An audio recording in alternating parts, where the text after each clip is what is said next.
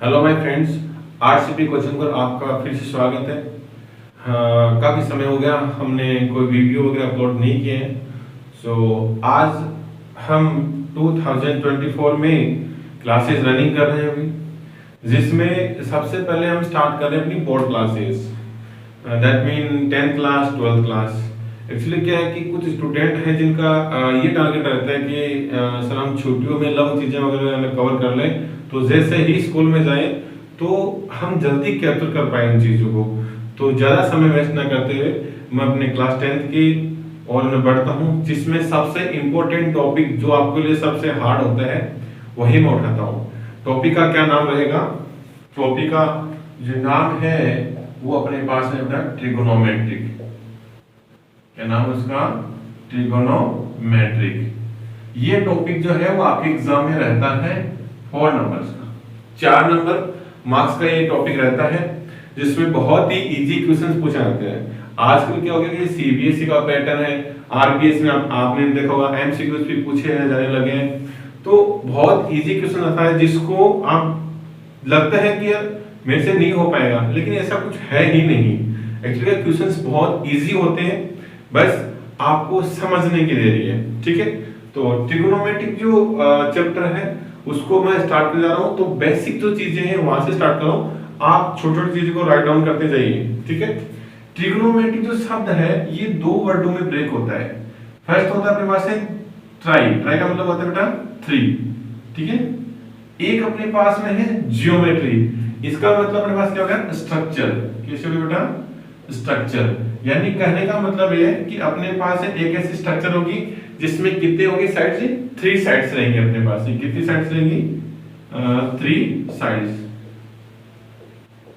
इन साथ में क्या होगा अपने पास? 3 एंगल्स भी रहेंगे। क्या रहेंगे? 3 एंगल्स भी रहेंगे। और इसके साथ में सबसे इंपॉर्टेंट एक चीज और, 1 एंगल जो होगा वो आपका राइट एंगल ट्राइंगल होगा। राइट एंगल क्या कह सकते हैं हम लोग? एक एंगल क्या होगा अपने पास? राइट एंगल होगा। अब ऐसी स्ट्रक्चर जो बनेगी अपने पास में वो इस प्रकार से होगी, जहां पर मैं पॉइंट नोटिस कर देता हूं, ए बी एंड सी। ये जो पॉइंट होता है ये आपका 90 डिग्री का होता है, इसको मैं थीटा लेट कर लेता हूं। तो यहां जो थीटा जो एंगल है इसको हम क्या बोलेंगे? Acute angle. क्या बोलेंगे? एक्यूट एंगल हम कहते हैं। और ये अपना 90 डिग्री हो गया। तो how we can find out the angle A?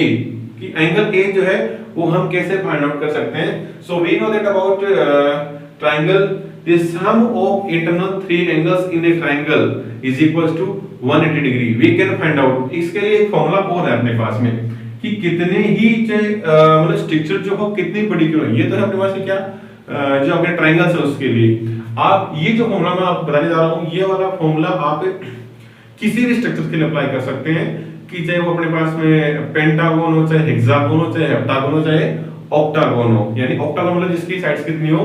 8 side से हो। उसमें आप उसके जो इंटरनल जितने भी एंगल होते हैं उन सभी एंगल्स का आप सम फाइंड आउट कर सकते हो। How we can find out? See here n-2 into 180। यहाँ जो n होता है वो होता है अपने पास नंबर ऑफ साइड्स। क्या होता है? Number of sides. अब जैसे मैंने ये फॉर्मूला लिखा कि सर चलो आपने ये बताया फॉर्मूला, क्या ये अप्लाई हो रहा है नहीं बन रहा? चलो हम इसको अप्लाई करके चेक करते हैं। जैसे ट्रायंगल है, ट्रायंगल में कितनी साइड्स होती है? 3 साइड्स। आप यहाँ अप्लाई कीजिए 3 - 2 into 180 is equals to 1 into 180, value 180 आएगी। तो अपने को पता है कि अब जैसे 180 आ रहा है तो यहां हम देख सकते हैं कि जो ट्रायंगल होता है उसको इंटरनल 3 एंगल्स का सम भी कितना होता है? 180 ही होता है। कोई भी दूसरी स्ट्रक्चर और आप ले लीजिए, जैसे मैं लेता हूं वैसे रेक्टेंगल ले सकते हैं। ठीक है, रेक्टेंगल कितनी साइड्स होती है? 4 साइड्स होती है। तो फॉर्मूला क्या अपने पास है? n-2 into 180। तो यहां नंबर ऑफ साइड्स कितनी है मेरे पास में? 4 है। सो I will write here 4 - 2 into 180। So 2 into 180 is equals to 360. So we know that about we know that about rectangle, sum of all internals for angle in a rectangle is equals to 360 we can write. Okay, so pentagon, hexagon, heptagon, octagon, इसमें भी आप ऐसा ही कर सकते हैं। तो ये जो फॉर्मूला है, ये फॉर्मूला ध्यान रखिए, किसी भी स्ट्रक्चर्स के इंटरनल जितने भी एंगल्स होते हैं उन एंगल्स का सम हम लोग फाइंड आउट कर सकते हैं। अब उसके बाद ये अपने पास इसके ऊपर बढ़ते हैं। तो ट्रायंगल के अंदर ये जो साइड होती है इसको हम बोलते हैं बेस। क्या बोलते हैं बेटा? बेस। ये जो साइड होती है इसको क्या बोलते हैं? परपेंडिकुलर। क्या बोलेंगे? परपेंडिकुलर। और ये जो साइड होती है इसको हम क्या बोलते हैं? हाइपोटेनियस। क्या बोलते हैं? हाइपोटेनस। अब जैसे मैंने कहा कि भाई एंगल बी हमें पता है 90 डिग्री है, एंगल सी थीटा हमने लेट कर लिया है। क्या किया हमने?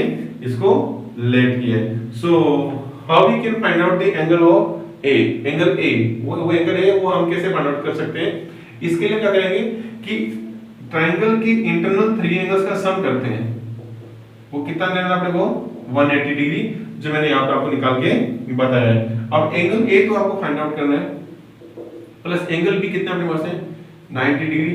एंगल सी कितना अपने पास में? Theta is equals to 180 degree. तो angle A is equals to 180 minus 90 minus theta. So यहाँ कितना हो जाएगा? 90 माइनस थीटा एंगल ए। तो एंगल ए अपने पास कितना निकल के आ गया बेटा? 90 माइनस थीटा अपने पास निकल के आ गया। ये तो बेसिक चीजें थी अपने पास से किसका? ट्रायंगल्स के बारे में। ये पता होना चाहिए कि एंगल ए हम कैसे निकाल सकते हैं। बी अगर अपने पास क्या हो? राइट एंगल ट्रायंगल हो, और राइट एंगल को सॉरी क्या हो? हाँ, और एंगल सी जो कि हमारे पास है एक्यूट एंगल जो अपने पास है गिवन हो या फिर हमने लेट कर लिया है। अगर यहाँ अगर मैं ये कह दूं कि मेरे पास एक थीटा से एंगल जो कितना है 45 डिग्री है, तो मैं यहाँ कह सकता हूँ कि ये एंगल ए कितना होगा मेरे पास में? 45 डिग्री हो जाएगा। क्यों? एक एंगल हमारे पास कितना रहेगा? 90 डिग्री रहेगा। यहाँ जो एंगल रखोगे उस एंगल को 90 में से माइनस करके यहाँ रख देना है, थर्ड एंगल अपने को पता चल जाएगा कि थर्ड एंगल अपने पास कितना होगा। ओके, ये तो अपने पास थी किसके? ट्रायंगल्स के बारे में। अब इसके साथ में अपने पास में जो एक फॉर्मूला है उन सब पाइथागोरस थ्योरम। काफी बार आपने सुना है हर बार पाइथागोरस थ्योरम, लेकिन बोधियान फॉर्मूला भी हम इसको कहते हैं। So what is Pythagoras theorem? So इसमें क्या होता है कि h क्या होता है? हाइपोटेनस का जो स्क्वायर होता है वो इक्वल टू होता है परपेंडिकुलर प्लस बेस स्क्वायर। तो यहां से h की वैल्यू कैसे फाइंड आउट कर सकते हैं? Root p square plus b square. ये मेरे पास है हाइपोटेनस की वैल्यू निकल के आ जाती है। इसके बाद में हम बढ़ते हैं अपने पास है फंक्शंस की ओर। किसकी ओर? फंक्शंस की ओर। की फंक्शंस जो है वो मतलब कितने होते हैं और इनकी जो वैल्यू है वो हम किस प्रकार से निकाल सकते हैं। अब देखिए, अब ये तो अपने पास है एंगल्स के बारे में बात थी। अब निकालते किसके बारे में? फंक्शंस के बारे में। हर चीज को बड़ा नोट डाउन करते जाइएगा, क्योंकि छोटी-छोटी चीजें, बेसिक चीजें जो आप सोचते हो कि सर हमें तो आती है और उसी के चक्कर में वो गलतियां कर बैठते हो आप। तो हर एक चीज को आप पॉइंट को राइट डाउन करते जाइए। अब अपने पास में इसके अंदर क्या होता है कि 6 फंक्शन जो है वो अपने को फाइंड आउट करने रहते हैं। sin theta, cos theta, tan theta और cot theta, sec theta and cosec theta. ये जो 6 फंक्शंस है इसकी वैल्यू कैसे फाइंड आउट करते हैं ये अपने को पता होना चाहिए। इसके लिए अपने पास में एक फॉर्मूला होता है जिसको आप याद कर सकते हैं। कौन सा? पंडित बद्री प्रसाद अपॉन हर बोले। इसको आप ऐसे भी याद कर सकते हैं कि पंडित बद्री प्रसाद अपॉन हर बोले। और कई बच्चे इसको ऐसा भी बोलते हैं। कैसे? देखिए, पाकिस्तान भूखा प्यासा, हिंदुस्तान हरा भरा। क्या बोला मैंने? पाकिस्तान भूखा प्यासा, हिंदुस्तान हरा भरा। आप इसको ऐसे भी याद कर सकते हैं, जिसमें जो ये स्टार्टिंग की वैल्यू जो होती है वो किसकी होती है? इस साइन फंक्शंस की वैल्यू होती है। जो सेकंड b अपॉन h जो दे रखा है वो किसकी वैल्यू होती है? cos की वैल्यू होती है। थर्ड जो दे रखा है p अपॉन b, ये किसकी वैल्यू होती है अपने पास में? tan थीटा जो अपने पास फंक्शन है इसकी वैल्यू होती है। अब मैं आपसे ये पूछता हूँ कि ये जो थीटा एंगल है ये थीटा ही क्यों लिया? मैं यहाँ 90 में थीटा तो ले सकता हूँ ना? ये से नो बताओ। लेकिन ध्यान रखना है अपने पास में कि फंक्शन जो भी होते हैं इन फंक्शंस में आने वाला जो एंगल होगा वो हमेशा अपने पास में एक्यूट एंगल ही होगा। क्या होगा अपने पास में? एक्यूट एंगल होगा। तो आपको ये जरूर ध्यान रखना है, क्योंकि हमारे पास है फंक्शन के साथ में आने वाला एंगल क्या होगा? एक्यूट एंगल होगा, ना कि ये एंगल होगा। ओके, सो यहां से अगर मैं साइन की वैल्यू लिखना चाहूं तो क्या लिख सकता हूं? साइन की वैल्यू p अपॉन h। यानी परपेंडिकुलर अपॉन हाइपोटेन्यूज। कोस जो होता है वो क्या होगा मेरे पास में b अपॉन h हो जाएगा, एंड tan क्या हो जाएगा मेरे पास में p अपॉन b हो जाएगा। अब आगे वाले जो ये 3 फंक्शंस हैं, इसके वैल्यू निकालने से पहले मैं आपको रेसिप्रोकल फंक्शंस जो है उसके बारे में बता देता हूं कि रेसिप्रोकल फंक्शंस है वो कैसे हम लिखते हैं। रेसिप्रोकल फंक्शंस, इसमें क्या होता है कि साइन थीटा जो होता है वो मेरे पास है 1 upon cosec theta. Cos theta जो होता है मेरे पास में वो क्या होता है 1 अपॉन सेक थीटा, और जो टेन थीटा है वो मेरे पास में क्या होता है 1 अपॉन कोट थीटा। इसी का ही रिवर्स लिख दीजिए, जैसे कोट थीटा क्या हो जाएगा मेरे पास में 1 upon tan theta, sec theta क्या हो जाएगा मेरे पास में 1 अपॉन कोस थीटा, और कोस थीटा क्या हो जाएगा मेरे पास में 1 अपॉन साइन थीटा हो जाएगा। क्या 1 अपॉन साइन थीटा, यानी ये मेरे पास है 6 फंक्शंस जो है वो क्या रेसिप्रोकल फंक्शंस है। आप यहां से देख सकते हो कि साइन का मेरे पास में क्या है p अपॉन h, कोसेक क्या है 1 अपॉन साइन थीटा। तो अगर मैं यहां ऐसा लिखता हूं p अपॉन h, तो हमें पता है कि अगर डिनोमिनेटर के अंदर अगर कोई भी वैल्यू अगर आपकी केस में वो फ्रैक्शन फॉर्म में होती है, तो जैसे ही मल्टीप्लाई में लिखेंगे तो नीचे के फ्रैक्शन जो वैल्यू है उसका न्यूमरेटर और डिनोमिनेटर आपस में एक्सचेंज हो जाएंगे, अर्थात जो d है वो बन जाएगा n और n जो बन जाएगा अपने पास से d। तो यहां जो cos थीटा वो क्या हो जाएगा h अपॉन p हो जाएगा, sec क्या हो जाएगा cos का रेसिप्रोकल h अपॉन b हो जाएगा, tan cot क्या हो जाएगा b अपॉन p हो जाएगा। क्या हो जाएगा b अपॉन p। ये तो थी अपने पास से फंक्शंस की वैल्यू किस प्रकार से फाइंड आउट करनी है। इसके साथ आपने ये फॉर्मूला भी सीखा, कौन से फॉर्मूले रेसिप्रोकल फंक्शंस आपने सीख लिए। अब इसके ऊपर बढ़ते हैं, आगे वाले कौन से फंक्शंस जो है वो अपने पास में काम आने वाले हैं, कौन से फॉर्मूलाज है कि जो काम आने वाले हैं उनकी ओर बढ़, इतना बता लीजिएगा।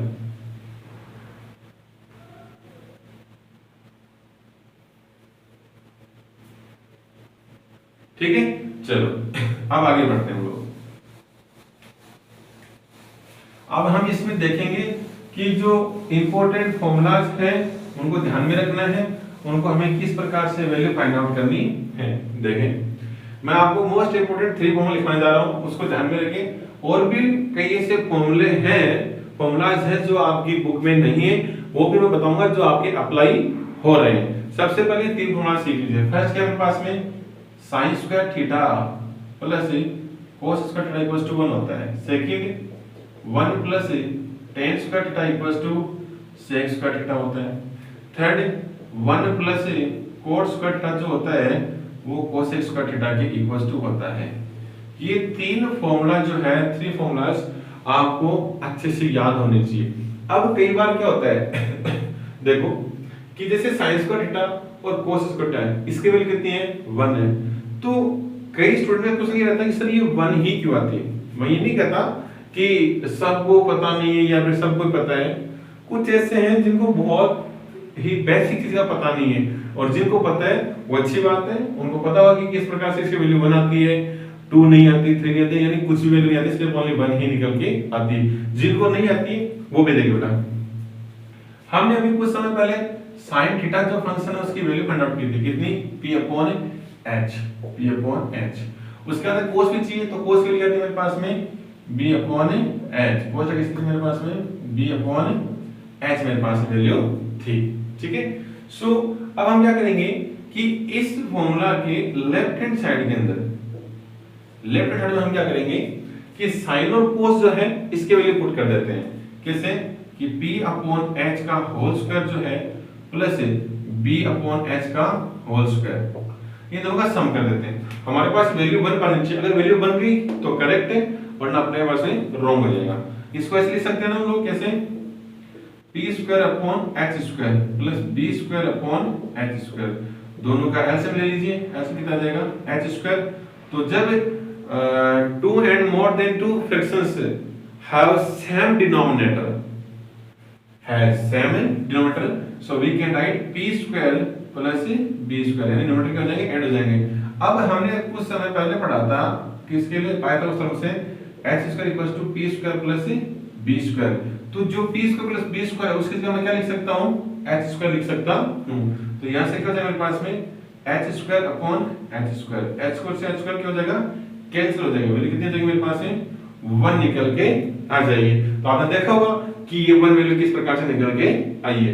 ऐसे ही अदर जो टू फॉर्मूलाज है उनकी वैल्यू भी आप फाइंड आउट कर सकते हो। कैसे, चलो मैं ये एक को बता देता हूं, ये आपको खुद करना है बेटा। जैसे मेरे पास में है 1 प्लस, इसके भी लेफ्ट हैंड लेके चलता हूं मैं, 1 प्लस tan का क्या हो जाएगा मेरे पास है p upon b, tan theta is equal to क्या होता है p अपॉन b। तो ध्यान दीजिए p अपॉन b का होल स्क्वायर, तो यहां से 1 plus p square upon b square, इसका स्क्वायर कर दिया हमने। अब यहां से एलसीएम ले लीजिए b स्क्वायर, तो ये क्या बन जाएगा b square plus p square.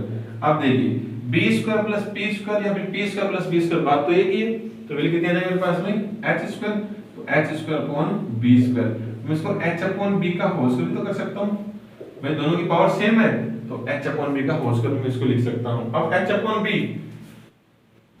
sin cos tan cot और sec, यानी इसका जो sec क्या करें रिवर्स कर दीजिए, h अपॉन b किसका होता है sec का, तो ये क्या बन जाएगा sec स्क्वायर थीटा मेरे पास में बन जाएगा। ऐसे ही आप ये जो थर्ड फॉर्मूला है इसको भी आप प्रूव कर सकते हैं, इतना ध्यान रखें। तो ये 3 फॉर्मूला जो है वो बहुत ही इंपॉर्टेंट है, इसको आपको ध्यान में रखना है। इसके साथ में आगे की ओर बढ़ते हैं। अब जैसे सर ये तो पता हो गया कि हमें कैसे sin theta cos theta tan theta cot और sec की वैल्यू फाइंड आउट करनी है और किस प्रकार से मुझे ये फॉर्मूला को प्रूव करना है, वो एग्जांपल देके समझाइए। चलो ठीक है भाई, हम एक एग्जांपल उठा लेते हैं जो क्या हो कि हम जिससे क्वेश्चन जो एग्जाम जो आपकी बुक में वो 16 हो सके और वैसे क्वेश्चन जो है वो अपने पास में एग्जाम में आए। तो मैं ऐसा ही एक क्वेश्चन लेता हूं, जैसे मेरे पास में है tan theta is equal to 4/3, then find the value of other functions. Other जो फंक्शंस है तो उसकी वैल्यू अपने को फाइंड आउट करनी है। तो सबसे पहले क्या कीजिए कि एक ट्रायंगल बनाइए। ऐसे वाले क्वेश्चन जो आते हैं उसमें सबसे पहले ट्रायंगल बनाइए। यहाँ थीटा दे रखा है तो थीटा कहां पर आएगा अपने पास में, यहाँ पर आ जाएगा, या a b एंड c और ये 90 डिग्री हो जाएगा मेरे पास, ठीक है, कितना होगा 90 डिग्री। अब ये बोला tan, तो sin cos tan का p अपॉन b होता है नहीं होता, अपने पास से tan थीटा दे रखा है 4/3, तो मतलब p अपॉन b दे रखा है। तो ये किसके लिए आ गया मेरे पास में p की, और ये किसके आ गया मेरे पास है b की। तो p कितना है मेरे पास में 4, b कितना है मेरे पास में 3, कितना हो गया 3। Now we can find out the value of hypotenuse. किसकी, ये जो हाइपोटेन्यूज है इसकी वैल्यू हम लोग फाइंड आउट कर सकते हैं किसके द्वारा, by the Pythagoras theorem. Here we can write ac का square is equals to ab square plus bc square. तो यहाँ ac हमें फाइंड आउट करना है, ab कितना है मेरे पास में 4, तो 4 का स्क्वायर प्लस bc कितना मेरे पास है 3, सो आई कैन राइट 3 का स्क्वायर।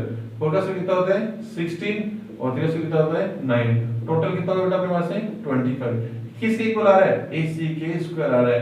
अपने को तो ac की वैल्यू चाहिए नहीं, ac का स्क्वायर की वैल्यू नहीं चाहिए अपने को, किसकी चाहिए ac की वैल्यू चाहिए। तो हम क्या करेंगे, यहां से ac is equal to square उठाएंगे तो इधर क्या लग जाएगा रूट लग जाएगा, तो कितना हो जाएगा 25।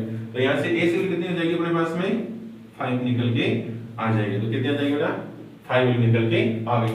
अब हम अदर फंक्शंस की वैल्यू फाइंड आउट कर सकते हैं। हमने ऐसा क्यों किया, क्योंकि अदर जो फंक्शन है जैसे sin है cos है cot है sec है cosec है, उसमें अपने पास हाइपोटेन्यूज भी आता है। सो अपने को तो सिर्फ परपेंडिकुलर एंड बेस का ही पता है, हाइपोटेन्यूज का अपने को कोई भी आइडिया नहीं है। सो इसीलिए अपने को क्या करना पड़ रहा है कि जो थर्ड साइड है उसको अपने को फाइंड आउट करनी पड़ रही है। अब जैसे थर्ड साइड अपने पास निकल के आ गई, सो अब मैं क्या कर सकता हूं कि मुझे परपेंडिकुलर पता है, बेस पता है और हाइपोटेन्यूज पता है, तो अदर जो फंक्शंस है उसके वैल्यू मैं फाइंड आउट कर सकता हूं। कैसे, देखिए हमें क्या निकालना है sin थीटा निकालना है, क्या निकालना है दूसरा cos थीटा निकालना है, क्या निकालना है cot थीटा, क्यों क्योंकि tan तो अपने पास दे रखे हैं, फिर sec थीटा, फिर क्या निकालना अपने को cosec थीटा। अर्थात 5 फंक्शंस की वैल्यू अपने को फाइंड आउट करनी है। तो सबसे पहले हम cot निकाल सकते हैं। कैसे, tan का रेशियो क्या होता है cot होता है और cot का रेशियो क्या होता है tan होता है। तो इसका रिवर्स करके लिख दीजिए, क्या हो जाएगा 3/4 हो जाएगी, तो हो जाएगा 3/4। साइन निकाल लें, p/h होता है, p कितना है 4, h कितना है 5, सो आई कैन राइट 4/5। साइन का जो साइन का रिवर्स क्या होता है मेरे पास में कोसेक, तो 5/4 मैं इसको ऐसे लिख सकता हूं। कोस क्या होता है मेरे पास में b/h, क्या होता है डन b/h, तो b कितना है मेरे पास में 3, h कितना मेरे पास है 5, सो आई कैन राइट 3/5। तो सेक क्या होता है कोस का रिवर्स, तो क्या लिख सकते हैं यहाँ पर 5/3 लिख सकते हैं। ऐसे छोटे क्वेश्चन आते हैं आपके एमसीक्यूज के अंदर जो बहुत इजी होते हैं, बस आप क्या करते हो सर आइडेंटिटीज वाले जो प्रूव वाले क्वेश्चंस है हम वो हमें चाहिए, उसमें से क्वेश्चन पक्का आएगा। अरे आएगा लेकिन बेसिक तो पता होनी चाहिए अपने को। अगर इसमें से आ गया तो इसमें से आ गया तो वो एक नंबर जो आपको एक नंबर मिलना चाहिए वो भी नहीं मिल पाएगा आपको। तो पहले ये बेसिक चीजें क्लियर करें, उसके बाद ये प्रूव वाले क्वेश्चंस वो भी मैं बहुत इजी पैटर्न बताऊंगा कि आप इस तरीके से इसको निकाल सकते हैं। अगर आपने एक या दो बार प्रैक्टिस की ना, थर्ड टाइम करने की जरूरत ही नहीं पड़ेगी, गारंटी लेता हूं मैं। बस आप तो इन चीजों को फॉलो करते जाइए, जो जैसे मैं बता रहा हूं वैसे वैसे करते जाइए, एक भी उसमें गलत नहीं होगा। ध्यान रखिए एग्जाम में के अंदर ये 4 नंबर मार्क्स का रहता है। ओके, सो आज की क्लास में सर हम इतना ही करते हैं। अब ध्यान रखें कि अपनी बुक के अंदर इस टाइप के जितने भी क्वेश्चंस हैं सारे क्वेश्चंस को सोल्व कर लें। अगर किसी क्वेश्चन प्रॉब्लम है तो आप कमेंट बताइए कि सर एक्सरसाइज में या फिर क्वेश्चन नंबर जो लिख करके वैसे आप डाल दीजिए। अगर नहीं है तो मेरे चैनल के नीचे मैंने खुद कांटेक्ट नंबर दे रखे हैं जो मैं ऑफिशियली देता हूं 8290709919। ये मेरे व्हाट्सएप नंबर भी है, कॉलिंग नंबर है लेकिन कॉल नहीं करना बेटा आपको, कॉल नहीं करना आपको, सिर्फ ओनली व्हाट्सएप पर मैसेज ही छोड़ने, कोई प्रॉब्लम हो। दूसरी बात ध्यान रखें सारी क्लासेस लगभग कह सकते हैं कि 80-90% not 100%, but I will try to complete all book. ठीक है, मैं पूरी बुक करने की कोशिश करूंगा और आपको छोटी छोटी चीजें वगैरह लिख लेनी है। ठीक है, आज क्लास के लिए बस इतना ही। मिलते हैं कल नेक्स्ट क्लास के अंदर नेक्स्ट टॉपिक्स और नए नए क्वेश्चंस के साथ में। Thank you so much.